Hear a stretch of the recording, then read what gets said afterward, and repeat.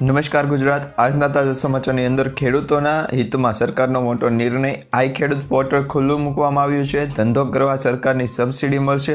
મત્સ્ય ઉદ્યોગમાં કેન્દ્રોને અપગ્રેડ કરાય છે. હવે આધાર કાર્ડ જેવું જ અપાર કાર્ડ બનશે. ભણતા બાળકોને 25,000 રૂપિયા. આ યોજનામાં પૈસા ડબલ થશે. ગરીબો માટે મોદીની મોટી ગેરંટી. ખેડૂતોના સાથે ચેડા કરનારને ખેર નહીં. KYC માટે લોકો લાઇનમાં ઊભા રહ્યા છે. રેલવેમાં પરીક્ષા વિના નોકરી મળશે.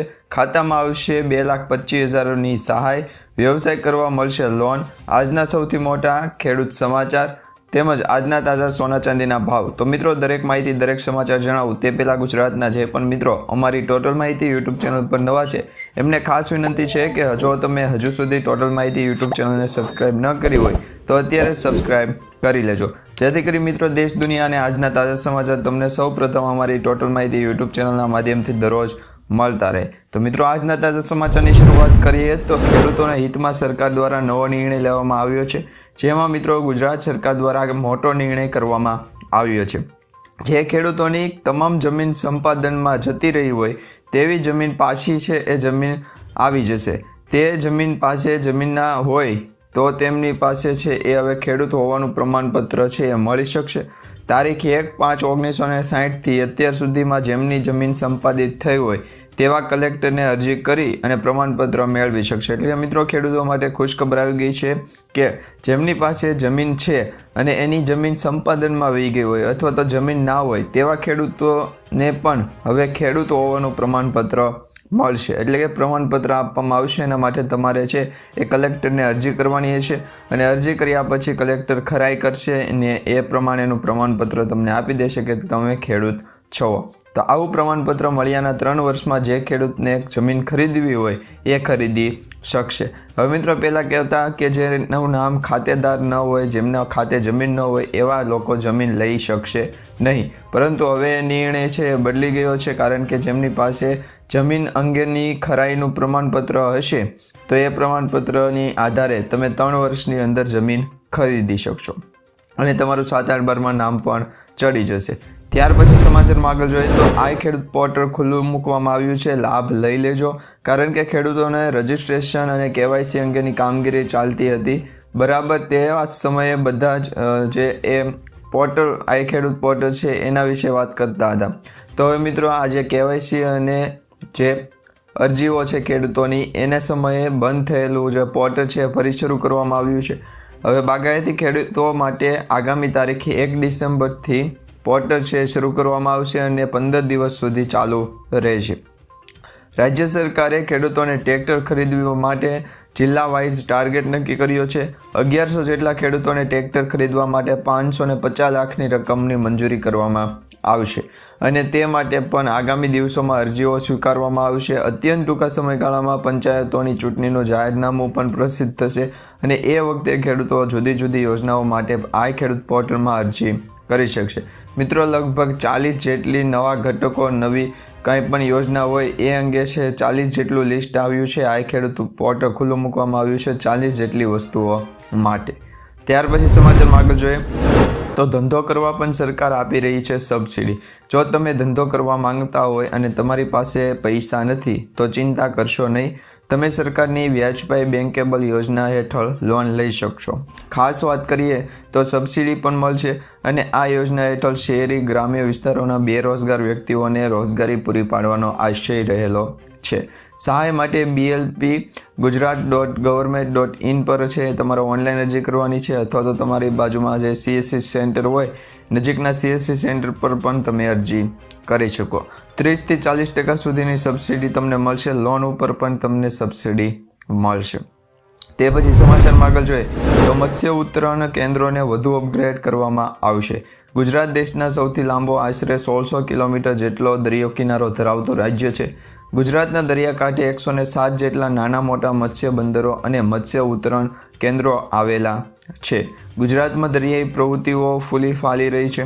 એવી હોવાથી મત્સ્ય બંદરો અને ઉત્તરણ કેન્દ્રો ખાતે અદ્યતન માળખાકીય સુવિધાઓ પૂરી પાડવામાં આવશે. રાજ્ય સરકારનો મક્કમ નિર્ધાર છે કે તમે મત્સ્ય ઉદ્યોગ મંત્રી રાઘવજીભાઈ પટેલે જણાવ્યું હતું કે જે પણ લોકોને હવે આ જે મત્સ્ય ઉત્તરણ કેન્દ્રો છે એને અપગ્રેડ કરવા હોય તો સરકાર એને સહાયતા કરશે. ત્યાર પછી સમાચારમાં આગળ જોઈએ તો આધાર કાર્ડ જેવું જ નવું અપાર કાર્ડ બનશે જે વિદ્યાર્થીઓ માટે હશે.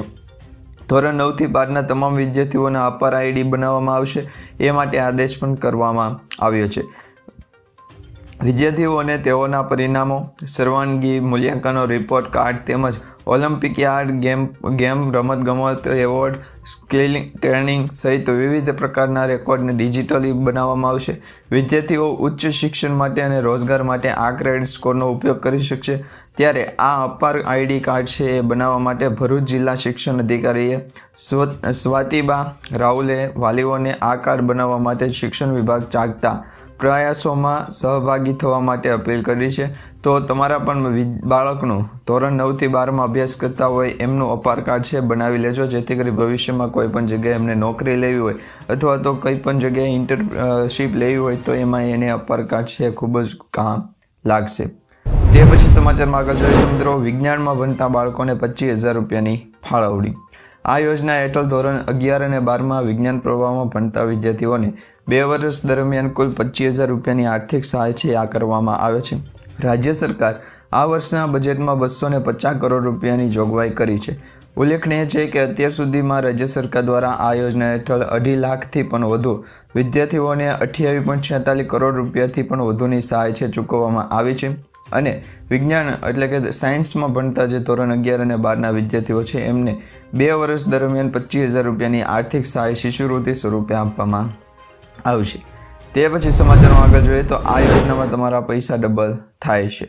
સરકાર દ્વારા ખેડૂત માટે કિસાન વિકાસ પત્ર યોજના શરૂ કરી છે. ખેડૂતોએ આ યોજનામાં રોકાણ કરવાનું છે.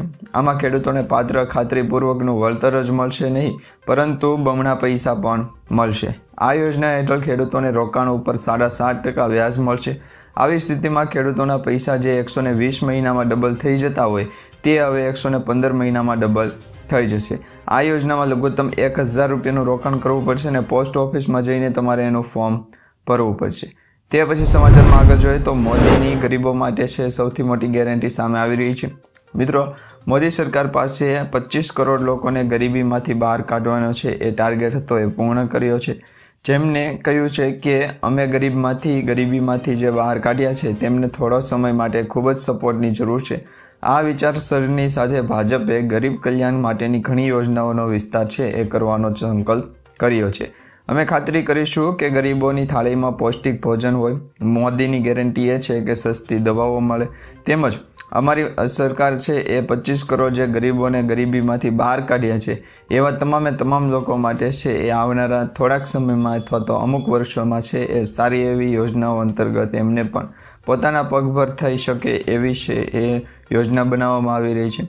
અને મોદી સરકાર દ્વારા ગરીબોને ખૂબ જ સપોર્ટ આપવામાં આવી રહ્યો છે, જેમાં મુખ્યમંત્રીથી લઈ અને રાજ્ય સરકારના તમામ મંત્રીઓને જે યોજનાઓ હોય કે પછી કેન્દ્ર સરકારની કોઈ પણ યોજનાઓ હોય, આ તમામ યોજનાનો જો સરખી રીતે ગરીબ લોકો છે લાભ લઈ શકતા હોય તો એ મોદી સરકાર થકી લઈ શકે. કારણ કે મિત્રો, અત્યારે ડિજિટલાઇઝ બધું થઈ ગયું છે. ડિજિટલાઇઝને કારણે જ અત્યારે ટોટલ જે યોજનાઓ છે એમાં દરેક લોકો છે એ સરખો લાભ લઈ શકે.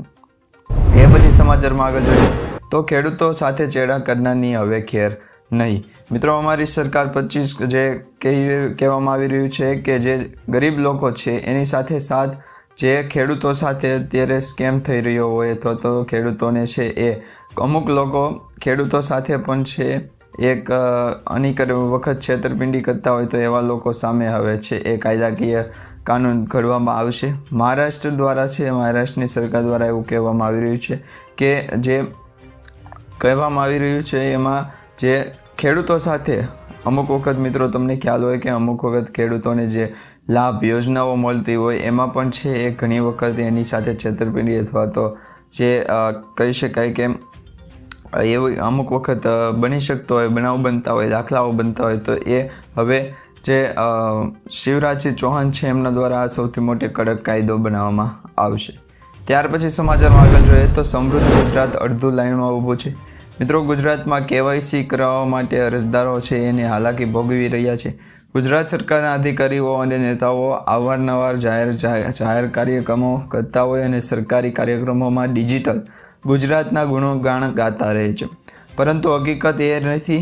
સરકારના કોમ્પ્યુટર છે ડબલા છે અને નેટ કનેક્ટિવિટી કંગાળ છે તથા સરકારનું સર્વર પણ ભંગાર છે, જેને કારણે અડધું પોણું ગુજરાત રોજ સવારે વિવિધ કામો માટે કતારોમાં ઊભા રહેવા મજબૂર બની ગયા છે.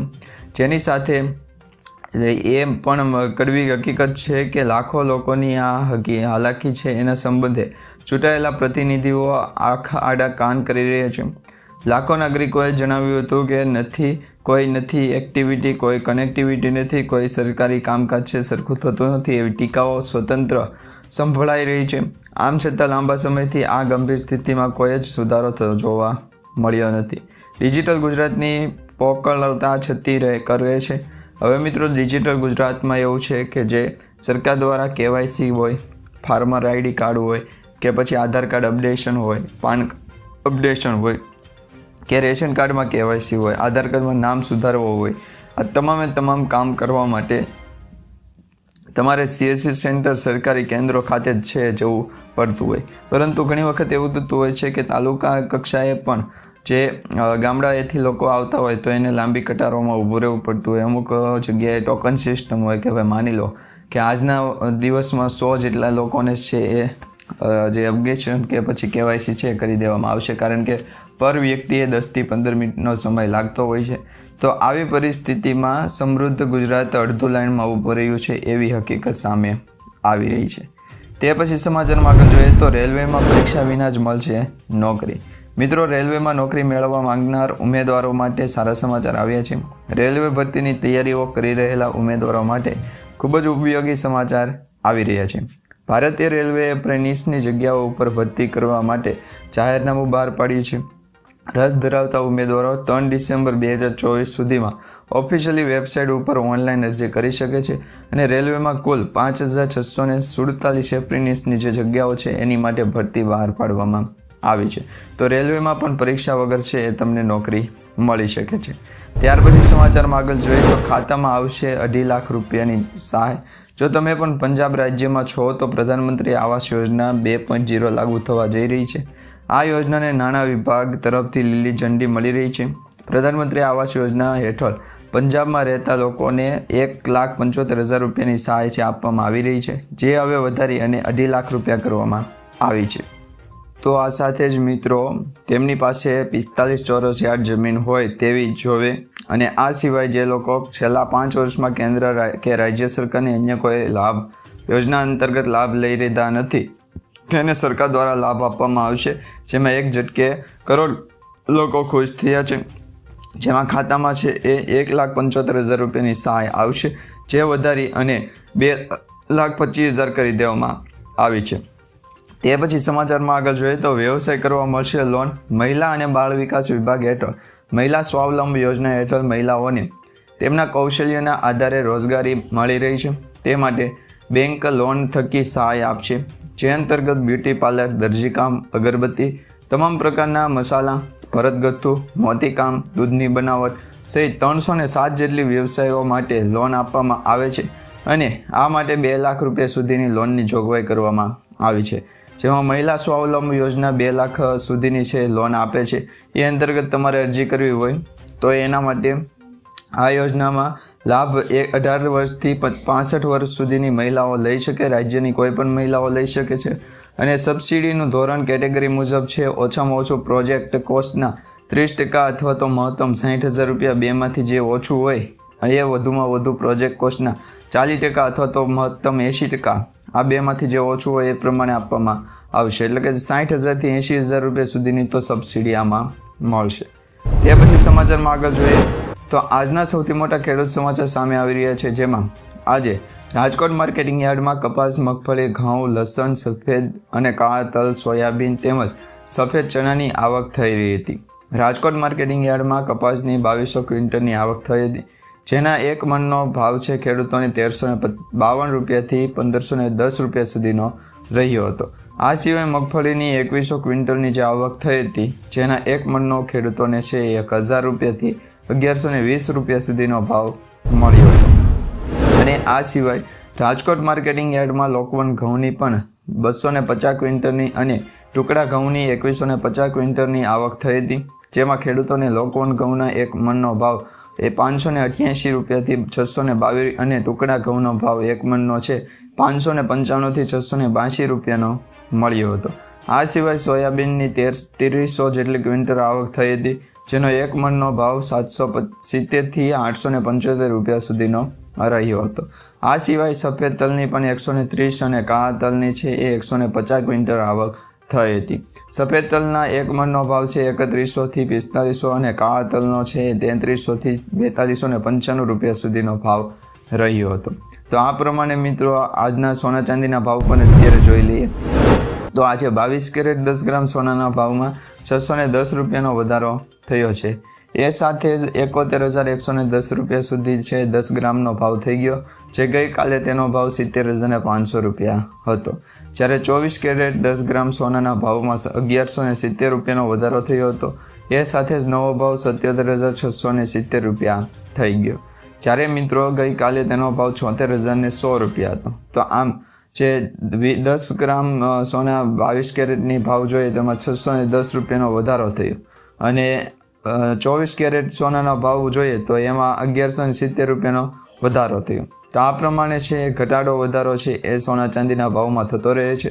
અને ચાંદીની વાત કરીએ તો ચાંદીની કિંમતમાં આજે 2100 રૂપિયાનો વધારો થયો છે. એ સાથે ચાંદીનો નવો ભાવ 89,400 રૂપિયા થઈ ગયો છે. ત્યાર પછી મિત્રો સમાચારમાં આગળ જોઈએ તો મિત્રો 1લી તારીખ આવી રહી છે, એટલે કે કાલથી 1લી તારીખથી નવા ફેરફારો થવા જઈ રહ્યા છે, જેમાં PAN card, Aadhaar card, gas cylinder, petrol, diesel અને લાયસન્સ રદને લઈને તાજા સમાચાર. કપાસ સંગ્રહ કરવો નહીં એવા પણ અહેવાલો સામે આવી રહ્યા છે, જેમાં 19મો હપ્તો ક્યારે મળશે, જૂના ગેસ સિલિન્ડર ધારકો માટે નવા અપડેટ, નવા ન્યૂઝ, ખેડૂતોને મફત સારવાર, અનાજ નથી મળતું તો પણ તમે કરી શકશો આ કામ, રેશન કાર્ડ બંધ થઈ જાય એ પહેલાં તમારે આ કામ પતાવવું પડશે. 7 મહિના પહેલાં આગાહી કરવામાં આવી છે કે ચોમાસું કેવું રહેશે. 2025 વાવાઝોડુંને ગુજરાતમાં માવઠું આવશે કે એની આગાહી કરવામાં આવી. કપાસ, મગફળી તેમજ ડુંગળી, જીરું, એરંડા અને યજમાને લઈને સૌથી મોટા ખેડૂતના સમાચાર સામે આવી રહ્યા હતા. એમાં સૌપ્રથમ જોઈએ તો ડિસેમ્બર મહિનામાંથી સુધારા વધારા થતાં બદલાવ થતાં જીઓ, એરટેલ, વીઆઈ, બીએસએનએલ યુઝર્સને નવા નિયમો છે લાગુ પડશે. 1 ડિસેમ્બરથી ઓટીપી છે નહીં આવશે તો થોડોક મોડો ઓટીપી આવશે. નિયમોમાં ફેરફાર કરવામાં આવ્યા છે ટેલિકોમ રેગ્યુલેટરી દ્વારા. ઓથોરિટી ઓફ ઇન્ડિયા જો જીઓ, એરટેલ, વીઆઈ અને બીએસએનએલ 1 ડિસેમ્બરથી ટ્રેસિબિલિટી નિયમ લાગુ કરશે તો વપરાશકર્તાઓને વિલંબિત ઓટીપી પ્રાપ્ત થશે. આટલું જ નહીં, જો તમે બેન્કિંગ અથવા તો રિઝર્વેશન જેવું કામ કરી રહ્યા છો તો પણ તમારે ઓટીપી મોડો આવશે, કારણ કે ઘણી વખત સ્કેમર નકલી ઓટીપી સંદેશો દાખલ કરાવતી અને લોકોના ઉપકરણો સુધી પહોંચી જતા હોય, તેનાથી છે લોકોને ભારે નુકસાન થતું હોય છે. એ હવે ટાળવા માટે ઓટીપી થોડોક મોડો આવશે. તે પછી જોઈએ તો ઇન્કમ ટેક્સ દ્વારા આગામી દિવસોમાં QR કોડ સાથે પાન કાર્ડ છે આપવામાં આવશે. જે કરદાતાઓ છે, ટેક્સ ભરનાર લોકો છે, એમને પણ આગામી દિવસોમાં સ્કેનર કોડ છે પાન કાર્ડ આપવામાં આવશે.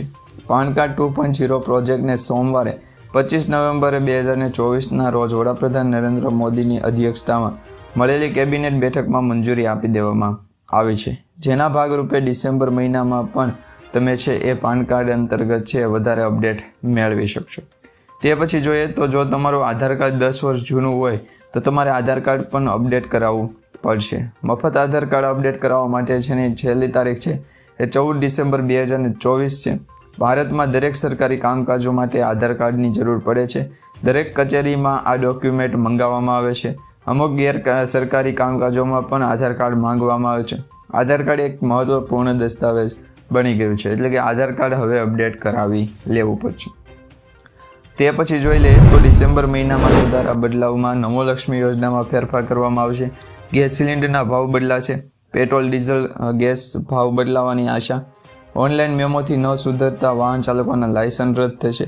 ઢગલાબંધ અરજીઓ આરટીઓમાં મોકલવામાં આવી છે. તમામ સમાચાર મળી રહ્યા છે. એ પછી એક અંબાલાલ પટેલ દ્વારા પણ આગાહી કરવામાં આવી છે અને હવામાન વિભાગ દ્વારા પણ આગાહી કરવામાં આવી છે. એ સમાચાર જોઈ લઈએ તો બંગાળની ખાડીમાં એક વાવાઝોડું બનશે. અત્યારે 90% સંભાવના એવી છે કે આ વાવાઝોડું બનશે તો તેની સાઉદી અરેબિયા તરફથી નામ આપવામાં આવશે. એનું નામ હશે ફેગલ. ફેગલ વાવાઝોડાથી ગુજરાતને કોઈ ખતરો નથી. આનાથી ગુજરાતીઓએ ડરવાની પણ જરૂર નથી.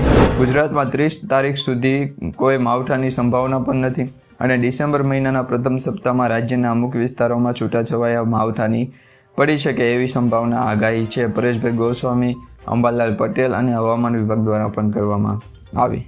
હવે તે બાદ જોઈ લઈએ કે 19મો હપ્તો મેળવવા માટે તમારે શું કરવું પડશે. પીએમ કિસાન યોજના અંતર્ગત ફાર્મર આઈડી કાર્ડ છે ફરજિયાત બનાવવું પડશે, જેની છેલ્લી તારીખ આજની છે 30 નવેમ્બર 2024. ભારત સરકાર અને ગુજરાત સરકારના સંયુક્ત પ્રયાસોથી ફાર્મર રજિસ્ટ્રી હેઠળ રાજ્યમાં ખેડૂતોને આધાર આઈડીની જેમ ફાર્મર આઈડી મળશે. રાજ્યમાં 15 ઓક્ટોબર 2024થી ખેડૂત નોંધણી શરૂ કરવામાં આવી છે.